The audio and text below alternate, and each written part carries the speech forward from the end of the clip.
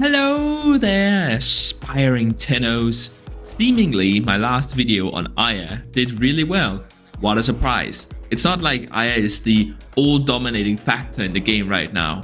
Anyways, I figured that a video covering how you could very rarely make 20 Aya an hour, and sometimes, most of the time, only 15, I thought a video that could consistently show you how you can make very nearly 30 Aya an hour would be even more popular.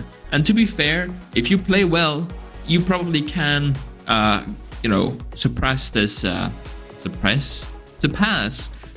30 Aya limit, because we sure made a lot of mistakes, me in particular. Anyways, so let's go ahead and talk about it. We need to head over to the spreadsheet. Let's go. Actually, throughout this entire video, I forgot to mention that you must do this on the plains of Eidolon. This is the only place where this is possible. Okay, anyways, on with the rest.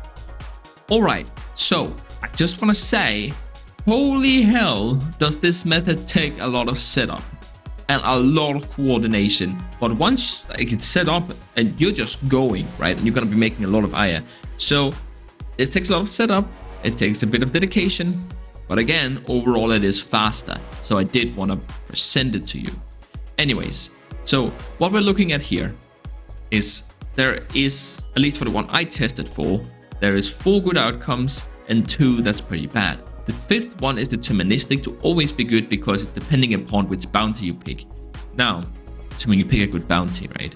So 4 good options out of 6. So we have to hit 4 out of 6.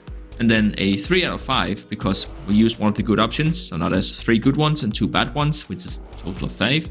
And so it goes down the list. And we have to hit these sequentially. So first we have to hit a 69, and then a 60%, and then a 50%, and then a 33%. We have to hit these in a row. That is important. So anyways, the odds of doing this, hitting all of these in a row, is 7%. Awesome. Now, assuming that you can test this in 1 minute, which you can, you have to start a mission of the highest level possible, fail it on purpose, unless it's a mission you want to test for, which will make it a lot easier. But then you go to one of the huts, you pick the one of the good missions, find a stolen artifact, capture the Grenier operative, something like that. Those are good missions for this. Missions with all of the 4 main good stages that we want. Sorry, the bounties for the 4 main stages that we want. Anyways, so on average, it's going to take 1 player 15 minutes to find, 2 players looking for it in separate instances, after that, and so on and so forth. The thing is that once you find a good rotation, it's set forever for that mission, as long as you don't leave the instance. Oh, sorry, for the bounty. So you have 4 players, when one of you find a good rotation, they will just invite the rest of you, and then you can all enjoy this rotation. So anyways, it's gonna take you just about 4 minutes on average. Sometimes you're gonna log out and find it immediately. Sometimes it's gonna take a bit longer, whatever. Okay, then we have Aya per run. And this is just a calculation I did a really long time ago. It's the chance of getting Aya on the first rotation, the second, the 3rd, the 4th, the 5th, and the bonus rotation. And then divided by 100, because obviously you don't get 33 Aya, you get 0.33 Aya. Anyways, so the hourly rate here is very simply, if we say it takes 3 minutes to complete a rotation, which is very possible, and I think you can go even faster with a more practiced team. We were averaging just above 3 minutes, but I sure made a lot of mistakes. So 3 minutes per run over an hour, that's 20 runs, multiplied by the amount of average Aya you're gonna get per full rotation, and then we get a 33.4, and the total here, and I need to explain it. So this is 20 minutes out of an hour, and this is 2 hours, because the first 10 minutes on average you're probably gonna spend setting up. So since you're not farming for this period of time, I've deducted those 10 minutes. A bounty rotation, not bounty rotation, but the rotation of available bounties rotates out every 2.5 hours. So that's the amount of time you have to do your farming.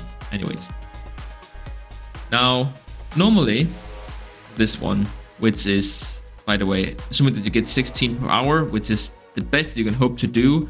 In the Old Valleys, you have to be pretty good. You have to get pretty lucky. The right bounty has to be available. It might not be at all times. So this is a bit of a forgiving estimate. 40 for 2.5 hours of work. Whereas doing this other method, you're going to get 77, which is obviously a huge boost. The downside being that you have to be able to commit yourself to 2.5 hours of farming.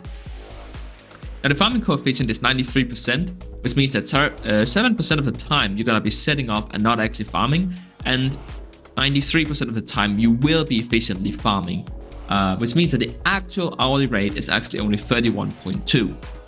Anyways, so let's talk about the different mission types. So the missions that we want is capture, exterminate the captain, rescue, as well as find the caches. Now, in terms of exterminate the captain, bringing Thermal Sunder on your Loki is very helpful to clean out a lot of the trash enemies, and then after that you can just use your weapons.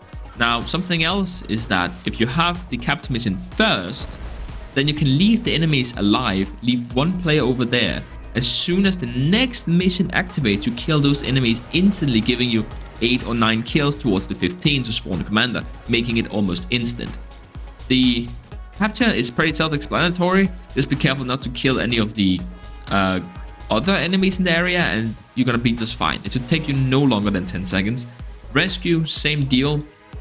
Kill the guards, pack the collar, preferably use a chipper, and then you go straight to the area which you need to bring the rescue target, because what happens is that after a little while the rescue target will teleport to you.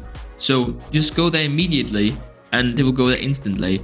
If you have vision on them, you can switch teleport, Loki's third ability, to get them over there. Now the complicated one, also caches, they spawn, it's not random, you know, there's certain locations where they can spawn. So as you do this and you get better at it, you'll learn where these spawns are and you'll be able to get them pretty much immediately. It would be a good idea to practice this in single player just so that you can actually learn where the caches are at just a couple of times. Now, the drone one is the complicated one, and preferably nobody has any lag, because otherwise everyone but the host is going to have a bit of a tough time. What you want to do is you can use Loki's switch teleport, right, to switch position with the drone, moving it closer to the extraction zone. Now, it's very important that if the drone is too high up in the air, then it will not be able to pathfind its way to the extraction zone. So there's two ways you can do this. Either you can move it smaller distances, which is it's a valid strategy. Alternatively, you can have one Loki teleported 200 blocks, which is the cap for how far he can move it. Then have another Loki on the ground, immediately teleporting it down on the ground again. This is quite a bit more difficult compared to the other approach, but you know, with enough practice, I'm sure it could pay off. We didn't try. Anyways, I've been asked not to give credit to the person who properly introduced me to this, so I won't. Easy for me. And also, yeah, thank you guys so much for watching, and you know, maybe subscribe for me spilling these secrets, huh? How about that? And also, DE, if you're watching this, don't nerf this. Don't do it. I see you. I see you there. I see you. Don't do it. And I'll see you in the next one. The video.